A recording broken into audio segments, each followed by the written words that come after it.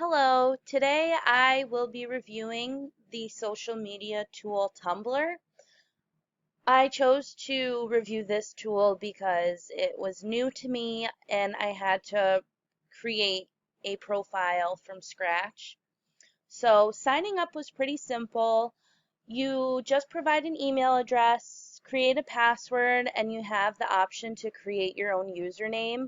Although Tumblr does provide random usernames for their users, which I do like because if a student were to use this, then Tumblr can create a completely random username so it wouldn't be tied to that student's personal information or anything like that. So it could potentially protect student identity and confidentiality.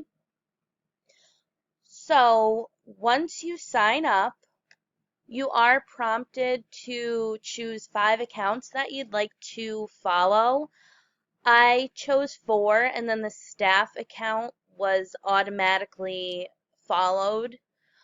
The first account I chose to follow was Tech Ed. This blog demonstrates how you can integrate the use of technology into your classroom. I also wanted to follow teach.org and then the girl that teaches, hoping that I can find some innovative ways to spice up my teaching. And I also chose to follow teaching in real life.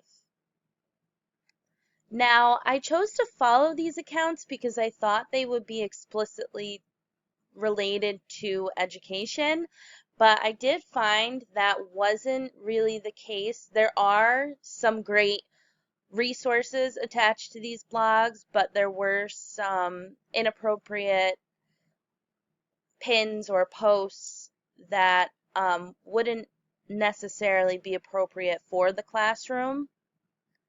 When I click back to my home page, there is a little message here that prompts me to update my privacy settings. So let's check that out.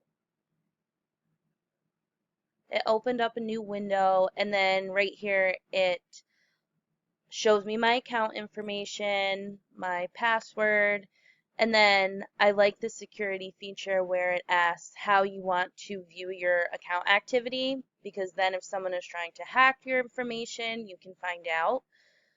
You can also set up a phone number so it would make it harder for someone else to hack into your account. Then there's filtering or a safe mode, which hides sensitive material from your dashboard, but I don't think this works as well as it should because I did see some posts with profanity in it. So I'm wondering that if I played around with it more, if I could try to block out images or blogs with profanity in it. Now, I did have a few concerns about using this in the classroom, and my number one concern is the lack of being able to control what shows up on your feed. So for example, like this post here has nothing to do with education. I'm not really sure why it's there. So all of these recommended things are might potentially be distracting to students and it might cause them to stumble upon something that they shouldn't be looking at or something that their parents might think is not appropriate. So there is some potential for how I can use this in the classroom. The first thing I thought of was creating a community of bloggers. There is a way to create a special group so students would be able to share thoughts or opinions about a book that we're reading, or maybe they could even hold a book club. If I created a classroom page, the students could all follow that page and I could post a question for homework and then the students could just respond on that post. So that would be kind of interesting for them to do. And then a sort of creative way to incorporate this into the classroom is to have students create a meme, which is a picture or like a short video, and the students would create like a funny caption that suits that picture. So here's an example of what I mean. They can choose a picture to represent the book that we read. So for example, the older kids might read about The Great Gatsby.